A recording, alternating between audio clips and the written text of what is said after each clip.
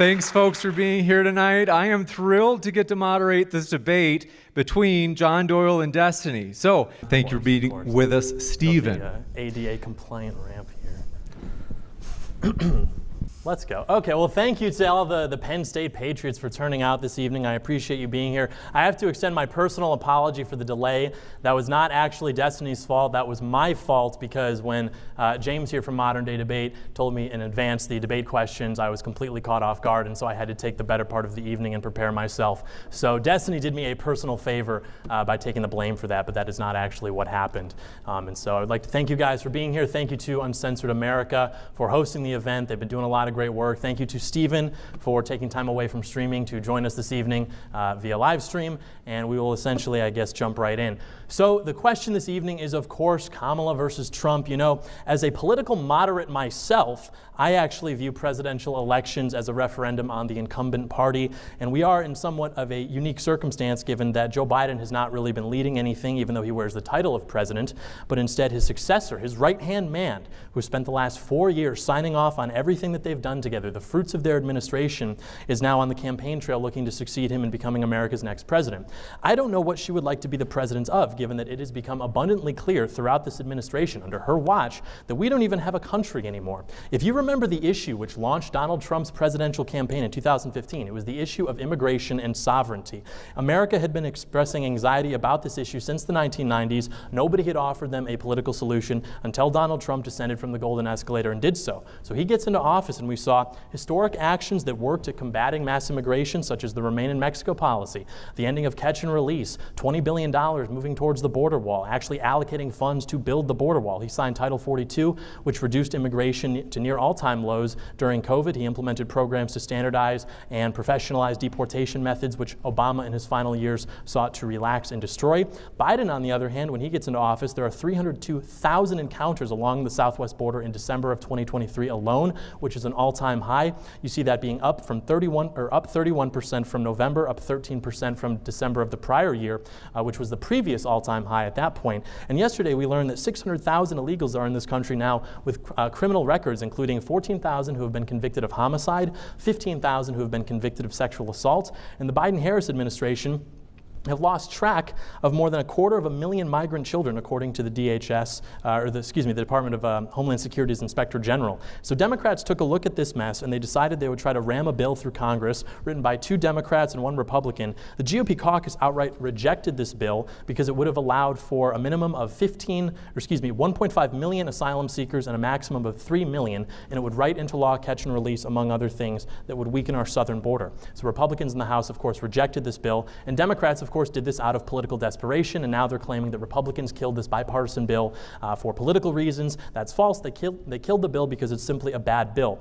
Joe Biden could fix immigration right now if he wanted to. He doesn't. On day 1, rather, he actually restarted catch and release. He stopped the construction of 500 miles of Trump's border wall. He ended the Remain in Mexico policy, and he extended and granted TPS the stay of nearly 600,000 Haitians, which is a lot of fun, and he also signed an executive order on day 1 halting deportations. This is all inconducive to having a border, which is sort of like Civilization 101. Who gets to be here, who does not? Also, the economy, it's in the toilet. Yet under Trump, 7 million new jobs, more than 3 times the government experts' projection. You had middle-class family income growing to nearly $6,000 more than what it had been prior, more than 5 times the gains during the previous administration. You had the unemployment rate that was reaching 3.5%, which was the lowest in a half century. You had an economy where now Americans, more than ever before, were reporting being employed, 160 million jobs. Jobless claims were at like a nearly 50-year low. You had, more importantly, an economy where income was rising in every single metro area in the United States for the first time in 3 decades. Under Trump, we had 7 million people lifted off food stamps.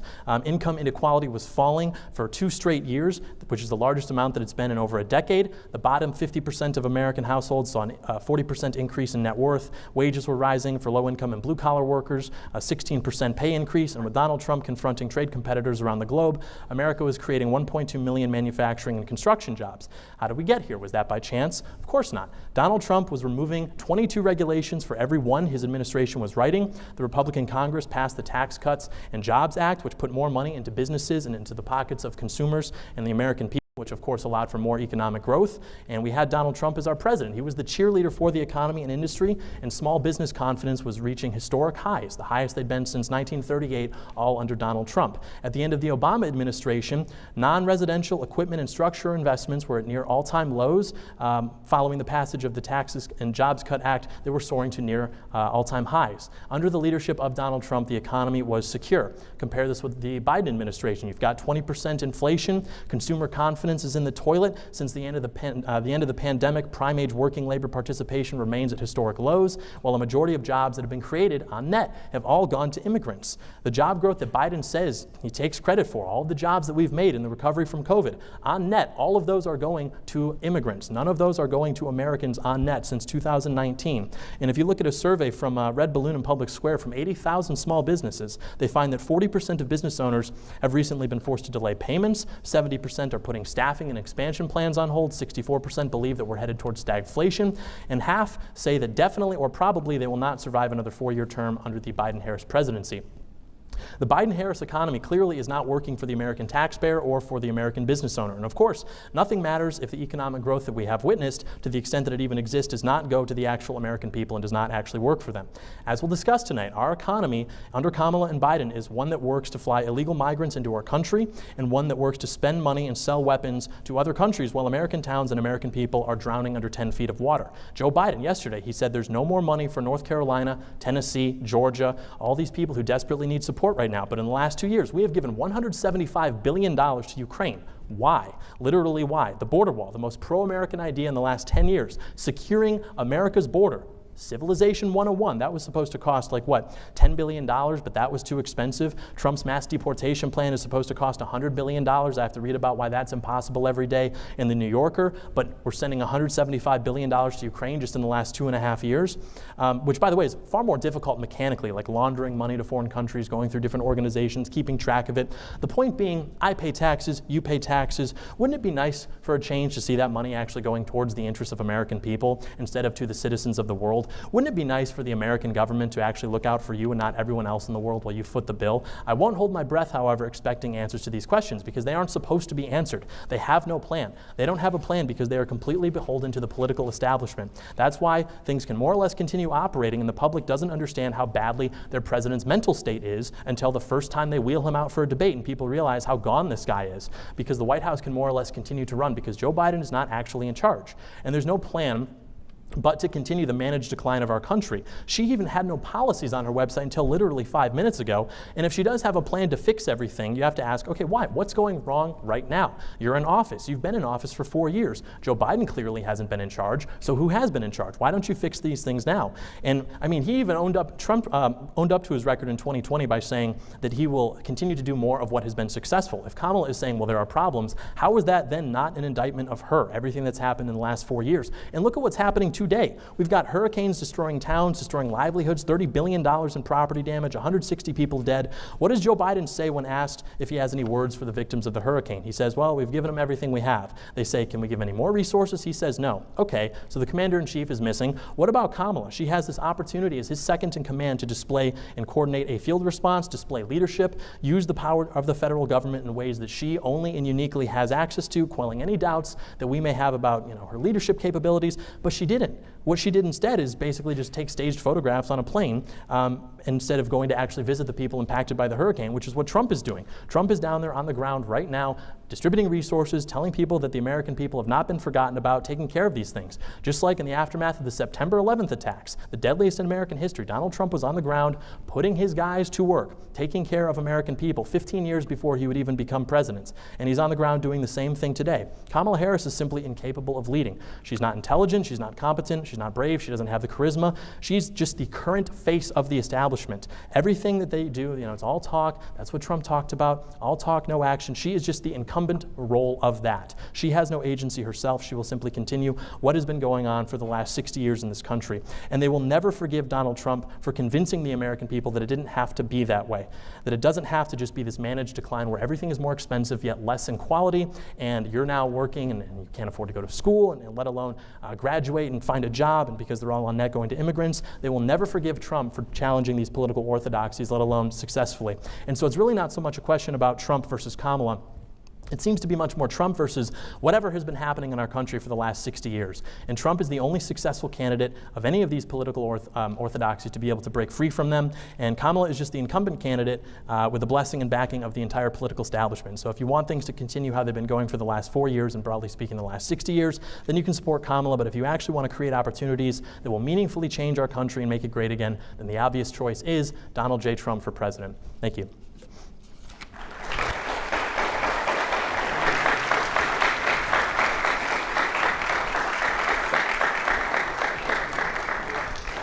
Thank you very much for that opening, John. We're going to kick it over to Stephen for 10 minutes as well. And just want to let everybody know that if Stephen would like, he can push some of his opening statement time into the open dialogue if he doesn't want to take the full 10 minutes.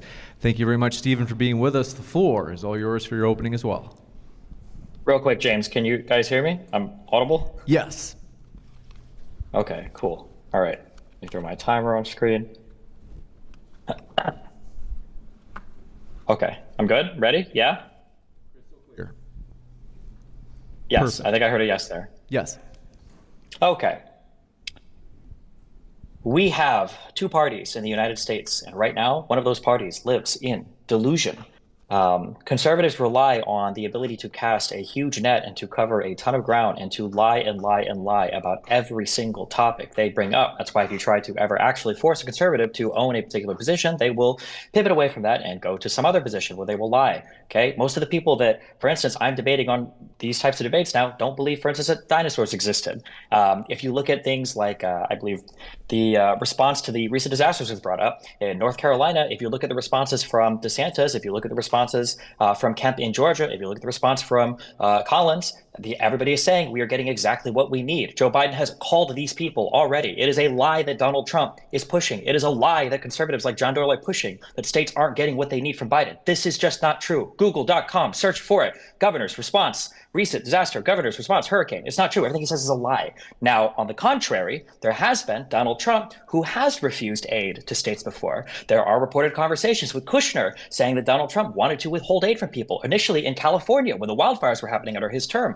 Donald Trump withheld that aid. And a speech a few days ago, Donald Trump talked again about potentially withholding aid from California if they didn't sign on to a bill that would open up more land in the north for agricultural purposes. There is only one president that I know of in recent history that has threatened to withhold national federal aid from states in times of disaster, and that is Donald Trump. Joe Biden has never done this. You will not find statements of him ever doing this. You can look at, I believe, Roy Collins on Twitter right now, just yesterday tweeted a thanks to Biden for calling him and providing everything that they need. This is a lie, like basically every other thing that is said in support of the Republicans.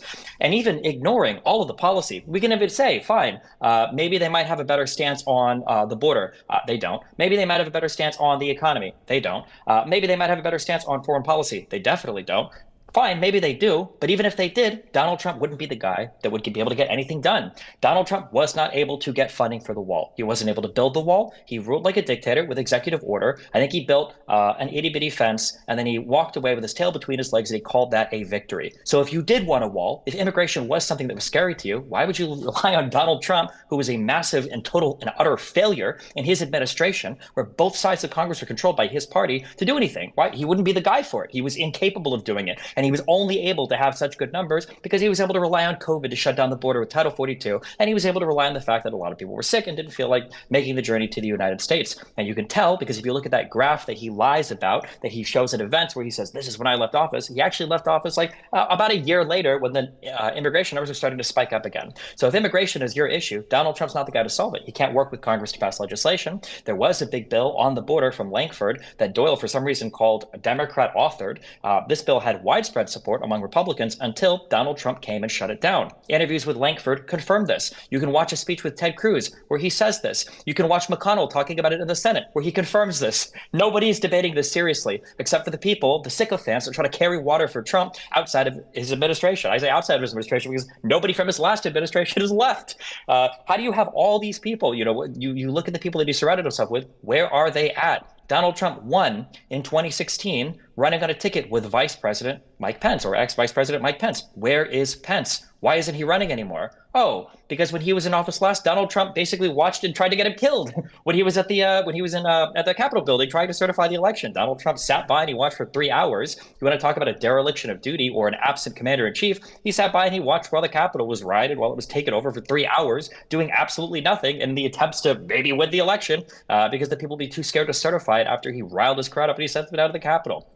If you look at Donald Trump's approach to foreign policy, it was a joke. People say there were no wars under Donald Trump. What do you mean? No, what does that even mean? We were in a conflict all over the world. He was still doing drone strikes in Yemen. We did the assassination of Soleimani. We had troops that were active in Syria. We had a military presence that was still in Afghanistan. There was still a Russian occupation of Crimea. There was an Iranian attack on Saudi Arabia. There were riots in the Gaza Strip. Like when we say there were no wars in the rest of the world, this is just another conservative delusion. And what are the foreign policy positions that Donald Trump has? And not the empty platitudes, okay? Not Donald Trump where he stands and he leans forward like a fucking giraffe because you don't want people to see that he weighs 350 pounds, okay? Give me an actual policy position that Donald Trump has or has at least espoused when it comes to dealing with, we can't do that. Because every single time on every single interview where Donald Trump is asked about his foreign policy, he says, I can't spoil it, it's a secret. Well, it's not a secret. We watched what happened when he was in office. When he sent Tillerson and Pence over to North Korea, later on Trump tweeted out, Tillerson, don't waste your time. Okay, I think Pence actually said it was a fucking waste of time. I believe that was reported behind the scenes. Nobody thought that anything could happen in North Korea. They were back to testing their missiles a month later. Nothing happened there, except for the fact that Kim got a photo with Donald Trump, and Donald Trump, for the first time in U.S. history, was the commander-in-chief of the U.S. Armed Forces saluting an enemy's military for who the fuck knows what reason.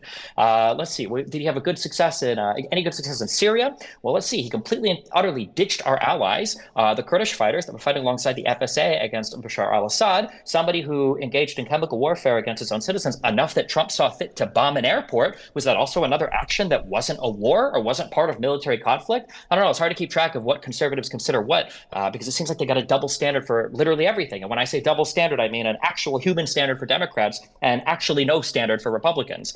When we look at things like the economy, we talked about pulling kids out of childhood poverty. Did Donald Trump have a policy for that? Well, let's see. When he was in front of that economic forum and they asked him, Donald Trump, what one specific policy would you actually give in order to alleviate childhood poverty? He gave an answer that puts Biden at his worst moments to shame. This was one of the most unbelievable word salads I've ever heard in my entire life. I thought the man was either about to have a stroke or was halfway through one by the time he finished his answer to that question.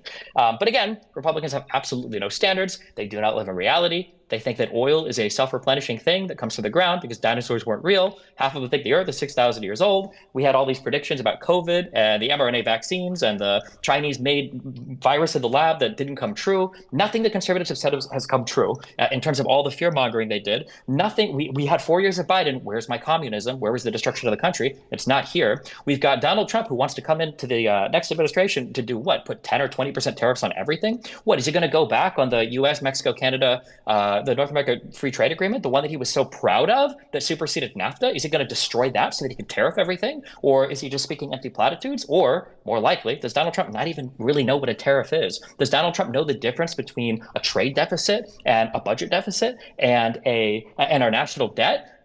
You might want to, defend him and say, well, I'm sure he does know the difference. But then if that's the case, why is it that in the 4 years of Donald Trump, where our economy was doing so well, why the fuck were we running record deficits before COVID? Why was this happening? If Donald Trump and the Republicans are so good about tackling our debt and doing something about the deficit, why was he still running record deficits while the economy was exploding 25% year over year over year? Why was Donald Trump trying to use Twitter to bully Powell, to bully the Federal Reserve, to keep interest rates low? Why was Donald Trump sending his Department of Justice into the states to try to fabricate election results? Why was Donald Trump trying to bully Jeff Sessions or Comey or Christopher Wray to kill investigations related to him or people around him when people in his close company, like Roger Stone, were directly communicating with foreign adversaries in order to leak information about about the Democrats? Donald Trump is easily one of the worst presidents of all time, and his character should reflect on the people that defend him as well. Because remember, the only way to defend Donald Trump is to ignore reality, to be delusional, to pretend that everything under his administration didn't happen, to pretend that things under Biden have happened that haven't happened, and to pretend that somehow in the future he's going to be able to do all of these things that he had a monumental failure of attempting during his 4 years. And remember, it's going to be with an entirely new administration, because nobody that works with Trump ever wants to work with him again, because either they see that Trump is corrupt or he calls them a rhino. And so now we have a new Trump. We've got a new vice president with Trump, a guy that said he would co-sign onto all of the malicious activity that Trump wants to do, which Pence wasn't willing to go along with. God knows who he'd want to staff the Department of Justice with, or what any of his other cabinet positions would be like. And God help us all. Even if Trump loses the election, honestly, even if he loses the election by a landslide, the fact that there are so many tens of millions of Americans that have been lied to and tricked and deceived by the figures that were supposed to be on the left. Remember when we were supposed to have a George Soros controlling all of our communications, and instead we got an Elon Musk who is full-throatedly, avowedly, pro-Trump and posting AI misinformation about Kamala Harris, on a social media platform. Remember when the Hunter Biden laptop suppression was like the worst thing that's ever happened in the world? And then we get a J.D. Vance leak, and all of a sudden, now Republicans believe in foreign interference? Now people leaking stuff about actual politicians, believe it or not, Hunter Biden never ran for anything. I don't know if people remember that or not. Now it's a huge problem. Censoring stories was supposed to be the worst thing. We care about doxing. We care about all these things now. It's crazy how Republicans discover morality and standards whenever they have to levy any type of criticism to the left. I just wish that at some point they would live up to a single standard or apply anything consistently across the board. Thank you very much for that 10-minute opening statement as well, Stephen. We are going to switch it back to John for his 5-minute rebuttal. John, thanks very much. The floor is all yours. It seemed to me like there was a lot there that was generally just firing from the hip at Republicans and specifically Donald Trump. And I think what it gets down to, which is what this debate often does, is just competing views of how politics actually works in this country. Destiny seems to be somebody who has faith in the establishment and the system, generally speaking, to do its job. And Donald Trump's political project is exactly the opposite of that. Donald Trump's political project was to go in and drain the swamp. And as anybody who's a Trump supporter knows, and maybe even laments, that did not exactly happen in his first administration. And it's because Donald Trump was the first president under the Republican ticket who was not awarded a mechanically functioning administration. Donald Trump, even George Bush, who I don't think anyone here maybe is a fan of the way that his administration functioned, but that administration functioned as it should have, in the sense that George Bush was able to delegate and get things done. Donald Trump was not able to do this because there were so many people who understood that he was simply an irritant to an otherwise functioning, well-oiled machine, which is the Washington establishment. They didn't necessarily want to hitch their cart to that and taint a resume. Or you had Reince Priebus, the former head of the RNC. He had a Rolodex of names ready to go to fill these staffing positions. So it's not at all surprising to me that Trump was not able to execute the way that other presidents, including Republican presidents, were able to execute, because everything that Trump sought to do was a disruption of orthodoxies which have existed for 60 years and would like to exist after Donald Trump. And I think that a lot of those personnel issues have been resolved since. I think he understands some of the problems there. But I also think it's sort of nonsensical to conflate, sort of Republican delusion with Democrat delusion. Because when you have Republican delusion, that's like your aunt or uncle at dinner who says something like, I don't know, what if elites are like satanic and do crazy rituals? And it's like, yeah, that's crazy. Democrat delusion is like what these people run on. They run on the issue of, hey, what if we put an axe wound in between a child's legs? Wouldn't that be neat? Hey, what if we couldn't actually define like what a woman is? Things like that. Again, very low-hanging fruit, but simultaneously, I think very important to understand exactly which party is the one advertising and establishing power based on delusion.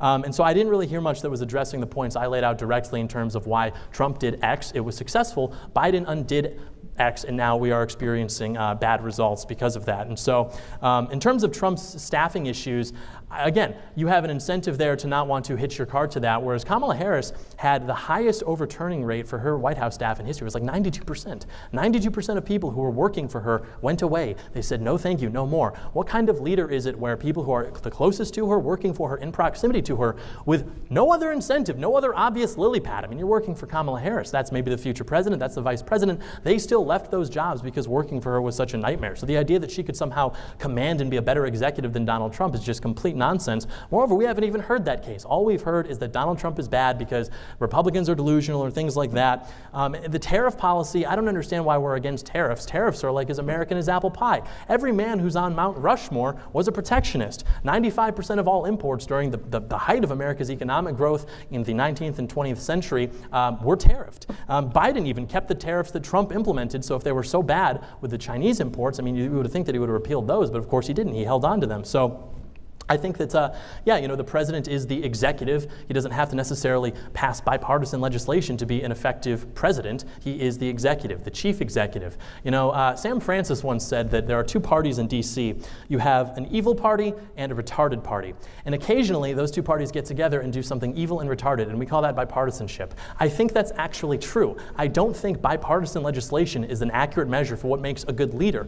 Congress has, a 2% approval rating on its best day, something like that. We think working with these people, these swamp rats, is actually indicative of what makes a good leader. A good leader is someone who can get in there and just pass his legislation through. We'll figure out the legality. I shouldn't say it. We'll pass his legislation and, it gets held up in the courts, as it often did with Trump, for example, when he was trying to work through the executive branch and get these different things done. Again, he passed what? The tax cut. Why? Because even though we maybe agree with tax cuts, ultimately the people who are in charge don't really have a problem with tax cuts. So you have deficit spending, like he said, when the government's taking in less revenue. I don't know what that deficit was precisely, but I bet that it was bigger than the amount that the wall would have cost. Why can't we have a wall? Why can't we have mass deportation? Because immigration is what benefits the ruling class, because we have more people coming in from other countries. They are reliant upon the establishment for money, opportunities, etc., which are then taken away from American citizens, as we've seen with the job growth, as we see with money that's going for relief, all sorts of different things. The Haitians, I don't know why, I was driving through Ohio to get here. I never thought I'd see a Haitian in Ohio. Nothing against Haitians, it's just, peas and apples and oranges, I guess. I don't know. But that should not be happening. We should not be prioritizing the interests of other people from all over the world like we have been during this administration. And Donald Trump dared to say that we can actually put America first. And that is why they have done everything in their power, be it lawsuits to assassination attempts, which my opponent this evening makes jokes about and thinks they're actually warranted, to stop this man, because he upsets those orthodoxies in a way that no one else dared to. Thank you very much for that 5-minute rebuttal. We'll switch back to Stephen for his 5-minute rebuttal. Stephen, the floor is yours. Okay, tell me when I'm getting on time, okay? Because I don't have a timer in front of me, okay? Will do. Okay, all right, or give me a 30-second notice, okay. Okay, well, Donald Trump talks about draining the swamp. I'm sorry, Donald Trump is the swamp. The most effective swamp that Donald Trump drained were his own cabinet members.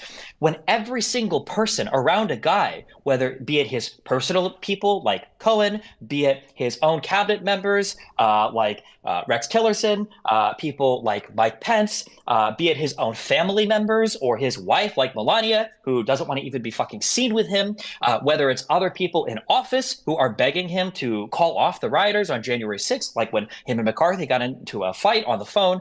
Every single person that has worked with Trump says that he is trash, and he is trash. How can you scream about having Jabba the Hutt draining the swamp when he is the swamp? Everywhere he goes is a swamp. If Donald Trump hadn't done The Apprentice, he would be a brokey crackhead wandering the streets of the Bronx or Manhattan trying to get a hit. He is a loser in every single part of his life, and the party backing him right now are losers. And I don't mean that in the abstract sense of let's have another 5-hour conversation about trans issues, but I mean that in the sense that his personal business adventures have been an epic failure. He's filed bankruptcy almost over half a dozen times, I believe. People from his prior administration have abandoned him. His own family is abandoning him. He is a convicted felon for a good reason, too. He's facing more felony charges. All of the lawyers that were working with him before have been either criminally indicted, criminally convicted, or in the case of people like Powell or Giuliani, disbarred, meaning they can't even practice law again, or Eastman as well. So the idea that we need to drain the swamp, Trump is the swamp, and he surrounds himself with the swamp. I've never seen people so gleefully line up to celebrate when a guy says, I fired the bad people, ignoring the fact that he hired the bad people too. You can't complain and cry about your own administration when it's your administration. And if you want to, that's fine. You could do that, but it just goes to further prove my point. Donald Trump is not the guy for the job. Even if you hate Kamala Harris, even if you think that Donald Trump's policies are good, he's clearly an ineffective leader, and I'm not willing to sit by for another 4 years while this guy takes another another run at the office to see if maybe he can figure out how the fuck to do his job this time, because he clearly was incapable of doing it last time. The Republicans, for the first time in the history of the United States Congress, weren't even able to keep their majority speaker seat because there was so much infighting in the party. It's absolutely insane that we would look at a party like this and think they're capable of governing. That you have a president that is trying to aggressively witch hunt into the ground all these people. You want to bring up concrete facts again? Look at Roy Collins' response in North Carolina today compared to under Trump's administration when they put in a request for some $800 million, and they got like 8. They got 1% of the requested aid. You could Google this. North Carolina, 2017, requested financial aid, requested federal aid. You could find this. This is all real. They're all facts. There's no way to hide from them. You know what else is facts? You want to talk about draining the swamp? Why do you have pardon lists that people like Giuliani and Eastman are referring to when they're working for Donald Trump? Why are these people going into office assuming they're going to be breaking crimes, asking to be put on pardon list afterwards? Why is Donald Trump pardoning people like Manafort, who's proven to work in Ukraine, the thing, and taking money without declaring it, the things that the Republicans so desperately have been trying to accuse Hunter Biden of doing for years? Why is Donald Trump pardoning people like Blackwater contractors who were responsible for massacres in the country of Iraq? I thought we didn't like foreign intervention. I thought we didn't like this type of foreign policy. I guess unless Donald Trump is saying things like we're going to kill the terrorist families or we're going to take all of the Syrian oil fields. I wish the Republican delusion was just about dinosaurs or oil, but unfortunately, the Republican delusion runs far deeper and is far sicker. You heard Doyle laugh and joke and say, well, you got to pass legislation and then figure out the legality afterwards. He's joking, but that's not a joke. That was the plan on January 6th. That's why Eastman said, we're going to try this particular thing, but if it gets tested to the courts, we'll probably lose 2-7. No, we'll probably lose 0-9. We'll probably lose every single Supreme Court justice. But you know what? I bet it won't even make it to court because it's a major political question. We're not even going to touch it. And that was the whole plan to overthrow the election. 80% of Republicans still to this day don't even believe that the results of the last election were real.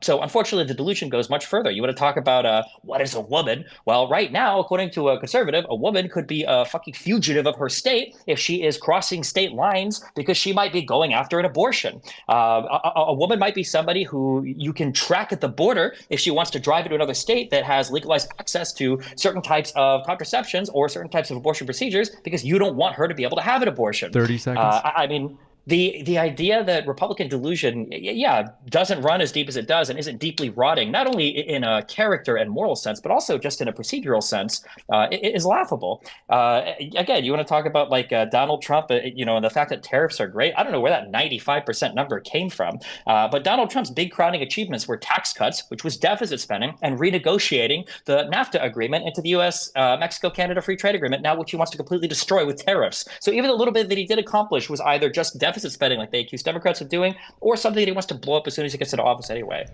Time. Thank you very much, Stephen. We'll now move into the prepared questions. So I have one for each of you. We'll start with John. This is one that I think was briefly alluded to, but I want to give you a chance to both talk on this. As I mentioned earlier, John will have 5 minutes to respond, and then Destiny will have a 3-minute rebuttal to that response. For John, in the late May hush money trial this year, in which Donald Trump was convicted of 34 felony counts, the prosecutor in the case said it was, quote, a planned, coordinated, long-running conspiracy by Donald Trump to influence the 2016 election by paying off those who reported his bad behavior, unquote. Do you agree with the prosecutor that this was election interference, and should this, namely Trump's 34 felony counts, be a relevant factor for citizens deciding who they'll vote for this November? I think it was a witch hunt. I don't think it's a relevant factor, and I don't think anyone actually thinks it's a relevant factor. I mean, his approval rating, his polling didn't significantly drop. You are simply firing at the hip, and you plug in convicted felon when you are attacking Donald Trump. But if it weren't convicted felon, then it would be, well, he was charged as it would be whatever it has to be to simply paint Orange Man as bad. Just like it's, I mean, in 2016, it was the Russia collusion, and we've had things ever since then. We've had multiple impeachments, just painting this guy as like an absolute threat to democracy, literally Hitler. But then he gets in office and things are more or less like okay, actually. It's not the end of the world. His supposed delusion does not seem to be manifesting into the way that the country is, in the way that, the Biden administration or the Harris administration, which seems to be operating, I guess, on not delusional ideas, is actually manifesting in lower qualities of life for everybody who's in this country. I mean, real house net worth is down, incomes are down, crime is up, unemployment. I mean, people are not happy with the way things are going. If Trump is so delusional and crazy, why is it that he had higher approval ratings at this point in his administration than does Biden or Kamala. I mean, Kamala had the lowest approval rating for any vice president before the incentive was given to be a cheerleader for her because she became the nominee after Biden had to step down and everything. So yeah, I absolutely believe that it was fake, and I think that voters are and should be disregarding it, because the question is ultimately not about these sort of trivialities. It's about who is going to actually create a better life for Americans. I think I laid out very clearly in my opening statement that Donald Trump can do that, has done that, and will once again do that. And I'm having to sort of deal with these things about Trump firing neocons, and I'm supposed to be really upset that that happened. Like, yeah, I mean, if you're going to build a foreign policy establishment and you want to posture as being strong, I'm going to hire the guy who wants to make, I don't know, the entire Middle East into a parking lot, because I want them to know it's there. I might do it, and then when we have problems, maybe we fire him or things like that. Like, that computes to me. That makes sense to me. That is what I would do in that situation as a loyal MAGA patriot. I don't think that's necessarily delusional or anything like that. So yeah, I mean, again, Trump's political project was something that was ambitious. It was this idea that we are going to break free from party orthodoxies on immigration, which in the 2000s you would get fired from mainstream conservative establishments for even hinting at, expressing attitudes, which now Trump is now endorsing and making the baby boomers at the RNC hold up signs in support of mass deportations. Things like trade policy, which again, you could not question. Things like foreign policy. I mean, your measure of republicanism up until Donald Trump was your expressed support for the wars in particularly Iraq, but broadly speaking, the Middle East. How Republican you are was defined by that. And then Donald Trump gets on stage with Jeb Bush and says, actually, the towers came down under your brother. We weren't safe. It was a big fat mistake. And he was booed. People forget that. He was booed by everybody in the audience, all the donors, all the special interests. And so this guy's not a leader, yet in the last 10 years, he has wrestled control of the party and made it his own. I don't care if the swamp has a problem with that, and there are hurdles. Obviously, we're trying to drain the swamp. Do you think these people are going to go kicking and screaming? I mean, they're theater kids. What else would they do if not work in D.C. as complete losers and sycophants? So yeah, that doesn't come as a surprise to me at all that there are going to be these problems. But remember, in 2020, he's out of office. You've got primary campaigns coming from DeSantis. People are blaming him for the disappointing midterm results. All these things. He manages to still wrestle control of his party to where now his transition team, the people in charge of filling his next administration, are loyalists. They are his family as opposed to the neocons and swamp rats they were. He's learned his lesson. This guy has managed to wrestle control of the Republican Party and make it more into his own. The entire RNC is Donald Trump Lollapalooza. I mean, this guy is the leader of the Republican Party, which is why when I drive here through the heartland of the country, I see Trump flags and Trump bumper stickers, because people understand that what Donald Trump means is a rejection of whatever the establishment orthodoxy is. It is a political identity that says, no thank you, I don't like what's going on, and that is why people love him, that is why people take bullets for him, and that is why people will stand out in the cold rain to see this guy speak whenever he goes. Kamala doesn't draw crowds like that. Obama could, but no other Democrat politician can even come close, because there's no energy, because people don't actually believe that these people have a vision for the country. They simply don't like Trump, which is why Destiny has not outlined a vision for the country. He simply does not like Trump. He is the same. I'm here tonight with you, the people, like Trump was. Destiny, like Kamala, his candidate, they are alike in this way, are coming in remotely. It is 1-to-1. Thank you very much. Stephen, you have 3 minutes to respond to John. The floor is all yours. Yeah, I want to point out a phrase that was used that is incredibly important to understand for people that are sycophantically aligned with Donald Trump, and that was the phrase loyal MAGA patriot. These people's allegiance is to Donald Trump before country. These people's allegiance is with the idea of Donald Trump and the epic name-calling before anything that was outlined in the Constitution, like our founding fathers said, or anything having to do with the way that our government runs. That's why MAGA patriots, like Biden so wisely said years ago in that horrific speech that he gave that conservatives love to obsess over with the red background, that MAGA Republicans are a threat to this country. And they are. They are exactly the type of illiberal, establishment disrespecting, absolutely no appreciation for process or rule of law people that represent one of the largest threats to this country. When you talk about every single thing that has to do with Donald Trump and all the good things, there are all these empty, worthless platitudes. Where's the legislation? There's none. If Donald Trump couldn't get legislation passed besides tax cuts with both houses of Congress, why would I ever expect him to get anything done the next time when he doesn't have both houses of Congress? And screw it, what does even having both halves of Congress mean? I should say all three halves of Congress, because in the House, the Republicans couldn't even keep their own party together. So the idea that Donald Trump is going to be some effective leader is absolutely ludicrous. And the record shows that. The record demonstrates that. You want to look at legislation under Biden, who's supposed to be an old, decrepit, and senile man? Then why is it it that when Donald Trump talks about China, Joe Biden signs the CHIPS Act? Why is it that when Donald Trump talks about deficit spending and cutting costs in government, Biden gets the Inflation Reduction Act passed that actually offsets government spending by raising money? Why is it that when Donald Trump makes all of these empty promises, all we can do is blame every single person around him? Meanwhile, Biden says that he's a leader for all of America and he will lead all of America. And then coming up, I would expect Kamala Harris to do the exact same. If you want to talk about why nobody's talking about policies, or you want to make fun of the fact that Kamala Harris didn't have policies on her website for long enough, Donald Trump and the Republicans don't talk about policies. How many minutes did we make it into this debate before trans issues were brought up by the MAGA patriot on stage? And again, consult the record. You want to talk about empty witch hunts, and then you bring up Russiagate, which has turned out dozens of credible Russian indictments, which initially, I guess my friend on the stage didn't want to believe in, but now as we've gotten more indictments, we see that the Russian infiltration into our news cycle is way more extreme than any conservative is willing to admit, as we saw with the recent indictments and the statement by the FBI about the 600 or so other influencers, maybe the guy up on stage, who knows, that are also being paid off by foreign adversaries. 30 We're seconds. talking about empty witch hunts. What about the fact that the Bill Clinton Monica Lewinsky thing came after 4 years of Ken Starr investigations into completely unrelated matters? What about the Hillary Clinton Benghazi email scandal, which turned out exactly 0 credible indictments? What about the Biden impeachment thing that was just moved through the House from Jim Jordan that didn't even recommend impeachment at the end because they couldn't literally find anything? What about the fact that Hunter Biden has been charged with federal crimes on tax fraud and lying on a 4473 because he was caught smoking drugs in a video? Meanwhile, Roger Stone, who owed over $2 million to the IRS, is just filing a civil agreement, a settlement, and just paying it off. Every single thing that the Republicans say is a projection of their own bad behavior on the other side. Never a specific, never a policy, never a piece of legislation, always a lie. All right.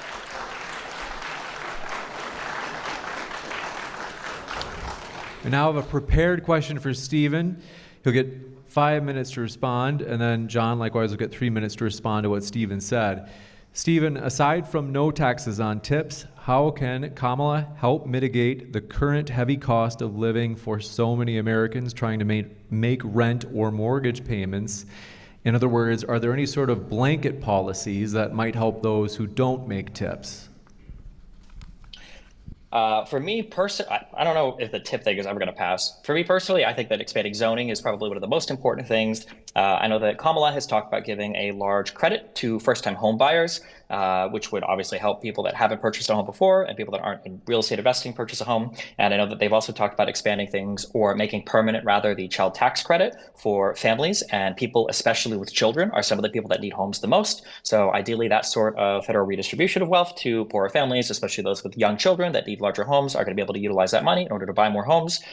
These are policies that I would expect would help a little bit, but I mean, on the aggregate, housing policy is something that really needs to be dealt with at the local level, and federal subsidies or federal money back to poor people can probably only do so much. I think that it's probably more important to focus on things that increase the overall health of our economy, like inviting high-skilled or immigrants of low skill that are willing to work into this economy rather than shutting them out, increasing trade so that knowledge, information, patent, our ability to export products continues to grow and increase, which grows and fosters a bigger demand for U.S. labor and U.S. technology, rather than what people like Trump and Doyle want to do, which is tariff everything, lock yourselves up, and shut the world down.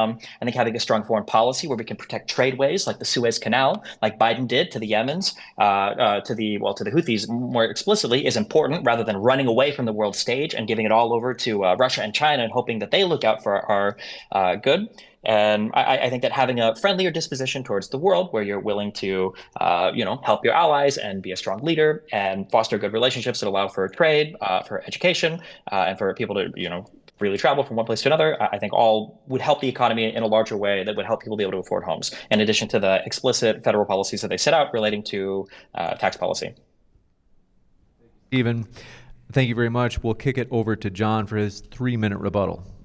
I would just say that in the phrase loyal MAGA patriot, you must understand that contained within that you have the phrase MAGA, which of course the A in MAGA stands for America. So I am a loyal American patriot, and I'm also a loyal MAGA patriot. And the difference specifically in this political context is that MAGA means Make America Great Again, which implies that we used to be a great country and now we're not so great, but we can restore that. That is something that we just have a fundamental disagreement on. Destiny seems to think that everything is going very well, and if it's maybe not, not, it's not because the political establishment has some sort of interest to harm the citizens of this country. It's just because we haven't exactly tweaked the policy in the way that it needs to be written. And so maybe if we just hire the right staffer or something, that can be different.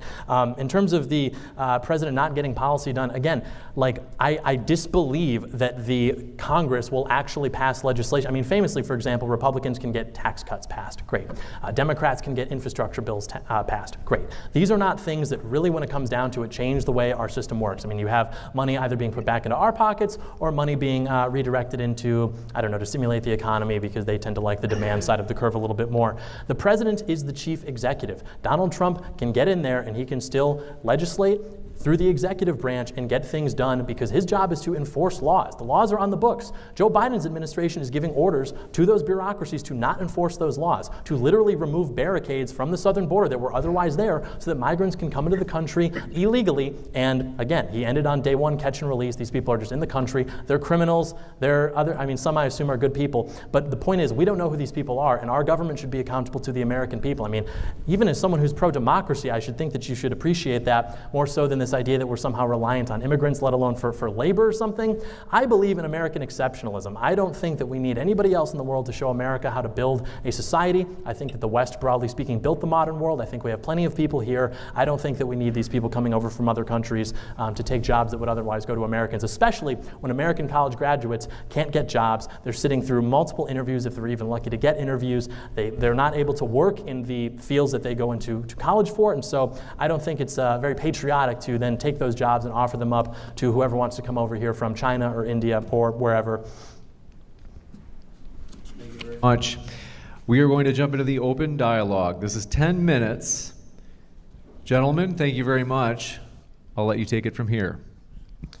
You know, you mentioned the CHIPS Act as an example of successful Biden legislation. Isn't it accurate that I think since August of 2024, none of that has actually come to fruition? They've had delays with plant manufacturing in Arizona. Nothing's gone on in Ohio. South Korea, I suppose, is delaying the construction in the Arizona factory. I mean, how could you say that the policy is effective because we got it through Congress, but it's not actually coming to fruition yet? And it's been, what, 2022 that was passed or something? What do you think it means for something to come to fruition? I think it means you'd start to see construction in the factories, you'd start to see chips being distributed. So you're telling me you don't think any large companies have allocated money towards factories? The fact that you're saying things are getting delayed already betrays the premise that you're saying that nothing has been done. The fact that there is a delay means that the process is already working. The money has already been allocated from the federal budget, meaning there are already companies that are setting up shop to take advantage of it, meaning that it's already working its way through the system in order to get those plants built. I don't know why you would say, you see how there's a delay here? Doesn't that mean nothing is going on? Well, no, if nothing was going on, there'd be nothing to delay. There are delays, though, because of certain initiatives from the administration, such as DEI initiative, climate change initiatives, which introduce different impediments which otherwise wouldn't be there. Moreover, everything is more expensive now because of the energy policy of your administration. I mean, again, things are getting more expensive. The country's in the toilet. Your answer to this is, which DEI initiative came from the Biden administration? Sorry. What'd you say? What was it? Which DEI initiative came from the Biden administration that's slowing things down? The whole monster. I mean, that's like the entire. It's the way the whole thing works. Is you have to have different initiatives. I'm going to ask the same question when you're done rambling. I just want to know what one policy or initiative from the Biden admin that was the DEI initiative that is affecting businesses. I'm going to ask the same thing when you do your platitudes when you're done. Just let you know. I didn't hear. Okay, sorry. I didn't hear what you said. I'm in person. I did not hear that.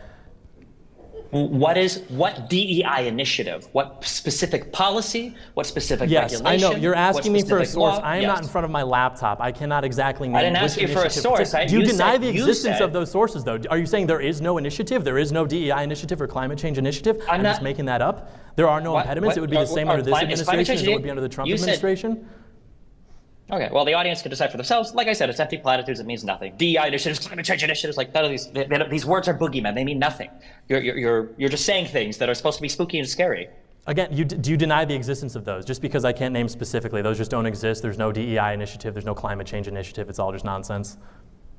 When you say climate change initiative, I mean, climate change was a big part of the infrastructure bill. There's a lot of money that was allocated for certain types of infrastructure renewals that tended to favor, but are these bad? Are you saying that is this what you were referring to? Were you referring to the infrastructure bill when you said climate change initiatives? What DEI initiatives were you referring to? I don't know what you're talking about. Right. It's a boogeyman. When you're doing something like constructing factories to build microprocessors, if there are initiatives in place that you have to go through, such as dealing with making sure everything is environmentally friendly and green, whatever that means. That's why even Biden said on the hot mic that this was just their version of the Green New Deal. We got it done. done because it was environmentally oriented in the construction of those factories. That is to what I am referring, and that definitely is a real thing. I'm sorry, so the alternative is we should be making new factories that aren't environmentally friendly? Is that what you're seriously arguing for? That's not what I mean. That's obviously not what I mean. I am simply saying that there are initiatives which exist under this administration which would not exist in other administrations, which could be why, in response to everything that's happened in this country, your big success is, well, we at least got the microprocessors underway. And it's like, okay, well, we have 15,000 convicted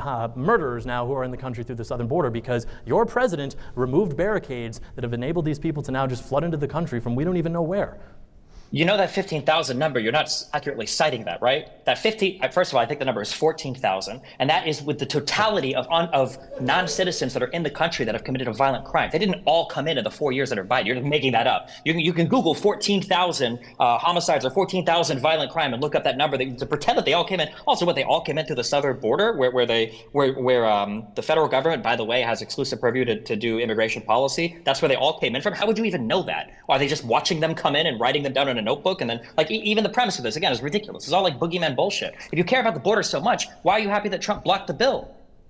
Well, because again, that immigration bill was not actually addressing things substantively. They were trying to score political points because Americans are expressing anxiety about immigration, which is to say they're unhappy with the way that the Biden administration has handled it. Because again, on day one, you have to tell me, why did he stop doing the things that Trump had? Why did he halt the construction of the border wall? Why did he end Remain in Mexico? Why did he do things that would make it easier for people to come in through, yes, the southern border into our country? What benefit does that serve to American citizens? There is no... Yeah, so there was no border wall under Trump. It just never happened. Nothing in Congress ever got done in regards to a border wall. So everything you're saying about that is fantastic. That's not true. He was building that border bill. wall. When you say the border bill was political points, killing the border bill was political points, definitionally so. Donald Trump killed it to win politically. But to say that the bill was bad because it didn't address anything substantively, what's lacking in substance for more funding for asylum processes? What's lacking in substance for allocating more judges to process immigrants? What's lacking in substance? Why did the Border Patrol support this bill? What's lacking in substance to staffing the border with more agents to defend our border? Which of these things are lacking in substance? I think, well, because if you are bringing more judges in to process these cases, that does not mean that the cases are going to go in a way that I would like. That just means these people are going to more easily be able to enter into the country. It's not as though if you had more judges and more resources, it would somehow be better able to secure itself as a southern border. They would simply be allowed to, in greater number and with more expediency, waltz into the country and disappear into God knows where. If you think that the goal of the judges is to just rubber stamp everybody coming in, then why would Biden need to hire more judges at all? Wouldn't every single asylum judge just say, oh, you're in, oh, you're in, oh, you're in? No, do you not want to process them? How about you just say what you actually want? Because you want to shut down all immigration. Just say that. You don't want any immigrants coming in. Just say that. Be honest. Yeah, I've said that for 5 years. That is exactly my point. Okay, then don't say the border bill lacks substance. Just say you disagree with it because you're opposed to immigration. Also, when you say American exceptionalism, do you believe in American exceptionalism or British exceptionalism? Because I don't understand what you mean when you say American exceptionalism and then you're anti-immigration. Where do you think Americans come from? They come from other countries, right? Unless you live on a Native American reservation and you want to see the expansion of their territory. When America was becoming America, immigration was coming from a different part of the world, I think a part of the world that was approximately the size of Florida. Now we are getting people from, we'll say, places that are maybe a little bit less compatible. And I don't think that they're assimilating very well, and I think that pretty much any metric by which you choose to evaluate that would vindicate the truth of that. And so when I say America doesn't need immigration, I don't mean America doesn't need people from Japan or people from Northwest Europe. I mean America probably doesn't need Haitians. That's specifically what I mean. I agree. Sure. And I think that there's a large point of agreement there. I do think that there are a lot of immigrants that have trouble assimilating to society today, but that's because half of the society that you want them to assimilate to possess no American values. And by that, I mean the Conservative Party. I expected to see Spanish people, Haitian people, whoever, marching on the Capitol or marching to tear down this country, and that's not what I've seen. I've seen conservatives that are destructive to the country in every single way. You don't believe in the rule of law. You don't believe in how the government works. You don't share foundational American principles relating to liberalism, relating to respect to free speech or the media. These are the foundational core aspects that make you an American. And right now, the issue that we have is the conservative side of the country. It's not immigrants. It's not the people that are coming into the country and not eating the cats and dogs that are a threat. It's the people who are saying that they saw it on TV when it's not even happening. That's the thing that's undermining our democracy right now.